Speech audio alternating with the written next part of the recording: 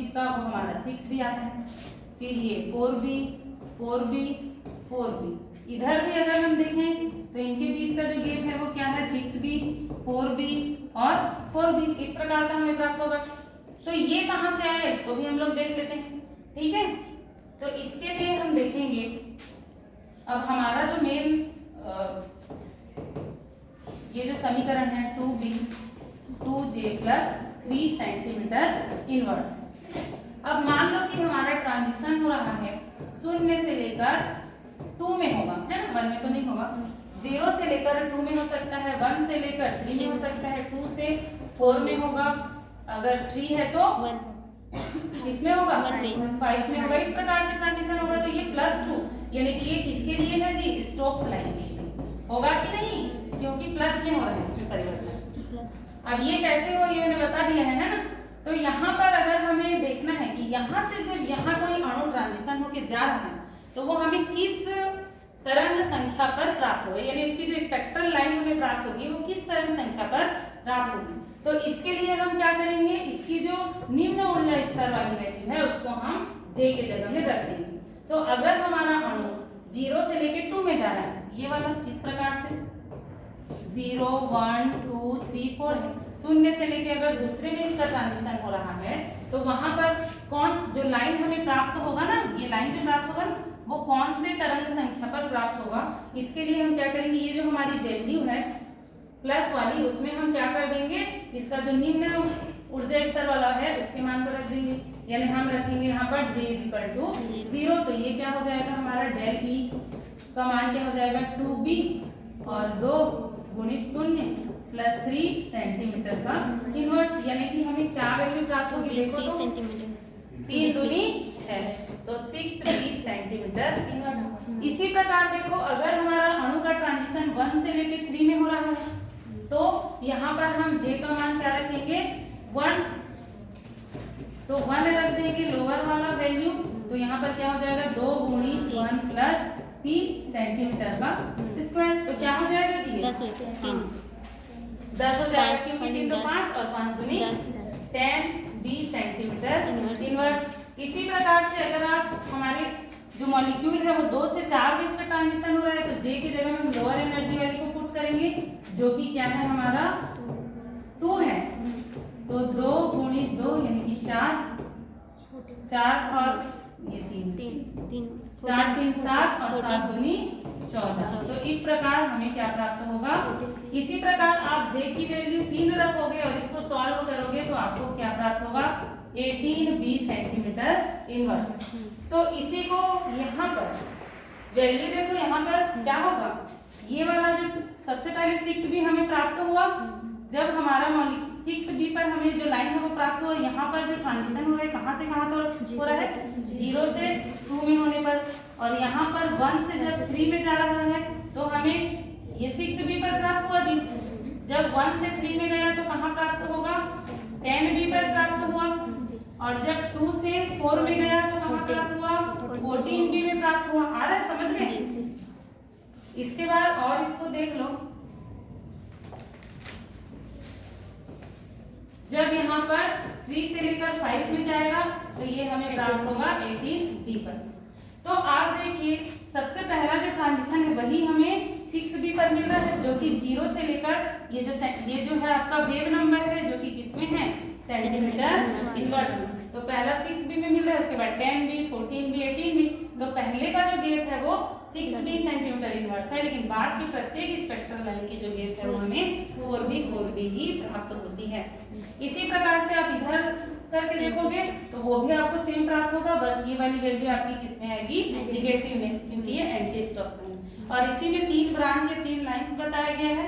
तो इसमें जो रिले लाइंस होता है उसे S ब्रांच की लिखाएं या S बोला गया है, इसे Q ब्रांच लाइंस बोला गया है, और जो एंटी स्टोक्स है उसे R ब्रांच की लाइंस या SQR है ना, SQR लाइंस बोला गया है। तो इसमें S जो है वो रिले को बोला गया है, Q लाइंस जो है वो स्टोक्स के लिए, और R जो है वो एंटी स्टोक्स। इसको भी आप लोग याद रखेंगे। तो इस प्रकार ये सारी चीजें जो है वो क्वांटम थ्योरी से हमें क्या होती है जी अच्छे से एक्सप्लेन, मतलब ये करता है क्वांटम थ्योरी। इसलिए जो क्वांटम थ्योरी है वो क्लासिकल थ्योरी से भी ज्यादा अच्छा है, क्योंकि वो चीजों को अच्छे से समझा पाता है। आया ये समझ में? ठीक है, तो यहाँ तक आपका हो गया ये पूरा strokes line, anti strokes line. ठीक है, इसको बंद करो। अब उसके बाद एप्लीकेशन वगैरह होगा तो बता देंगे। तो क्या क्या डिफरेंस आपको दोनों में पता चल रहा है, पहले आप लोग बताओ। रमन में क्या हो रहा है, कौन सा मतलब कि लाइट हम लोग दे रहे हैं, सबसे पहले तो या रेडिएशन मोनोक्रोमेटिक दे रहे हैं। ठीक है, और इसमें हम लोग क्या रेडिएशन देते हैं जी, इंफ्रारेड रेडिएशन देते हैं। और दूसरा बताओ क्या हो सकता है इसमें जो प्रकाश होता है उसका प्रकीर्णन होता है। जो भी हम प्रकाश डालते हैं या रेडिएशन डालते हैं, किस पर डालते हैं, अणु पर, तो जो लाइट होता है वो चारों दिशाओं में बिखर जाता है, फैल जाता है, जिसको हम स्कैटरिंग या प्रकीर्णन बोलते हैं।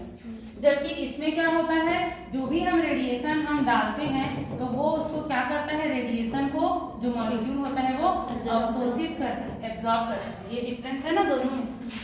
और क्या हम लोग बोल सकते हैं, आप इसमें एपरेटस जब पढ़ोगे, एपरेटस आएगा ऑर्गेनिक केमिस्ट्री में भी आईआर में, तो आपको ये पता चलेगा कि इसमें जो सैंपल होल्डर होता है, इसमें जो सैंपल होल्डर होता है वो क्वार्ट्ज का बना होता है। या बोल सकते हो इसके जो स्पेक्ट्रोफोटोमीटर में जो एपरेटस यूज होगा वो क्वार्ट्ज या सिलिका का बना होता है।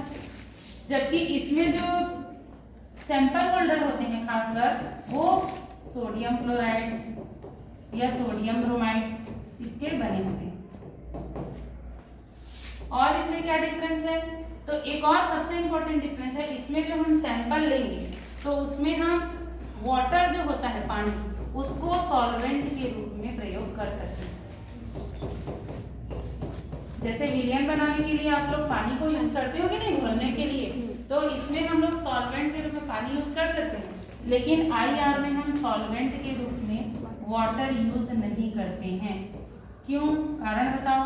क्योंकि पानी जो होता है वह भी आईआर एक्टिव होता है, क्योंकि पानी जो है वो खुद आईआर एक्टिव है। और अगर हम कोई सैंपल बनाए हैं मान लो, और उसमें जो पानी है वो, इसमें हम रेडिएशन डालेंगे, क्या डालेंगे, आईआर, तो जो सैंपल है वो अवशोषित करेगा तो ठीक है, तभी तो हम जानेंगे ना कितना अवशोषित किया है, उसको डिटेक्टर से हम लोग नाप लेंगे।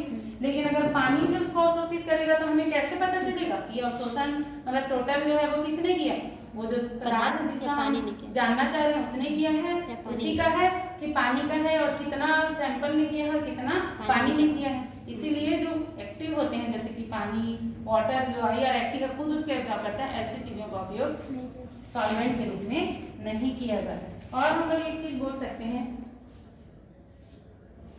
और बताओ क्या बोल सकते हैं। आईआर में आपको पता है कि इसमें केवल ऐसे अणु जो है वो आईआर स्पेक्ट्रा देते हैं जिसके पास क्या हो, परमानेंट डाइपोल मोमेंट हो, परमानेंट डाइपोल मोमेंट होना चाहिए।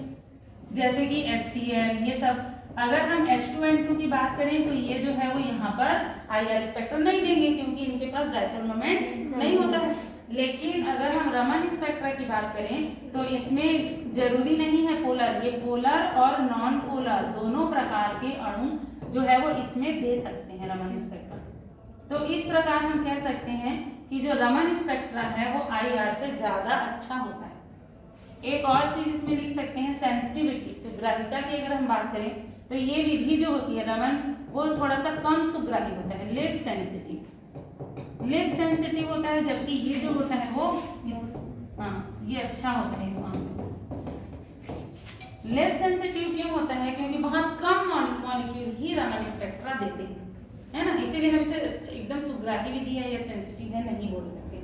जैसे 10 लाख में से लगभग ये बताया गया कि 10 लाख में से कोई एक मॉलिक्यूल ही रमन स्पेक्ट्रा शो करता है ना। तो इसीलिए ये थोड़ा सा लेस सेंसिटिव, और ये अधिकतर सारे के सारे मतलब आईआर स्पेक्ट्रा देते हैं अधिकतर मॉलिक्यूल, तो इसीलिए इसे सरल विधि है और सेंसिटिव है। ठीक है।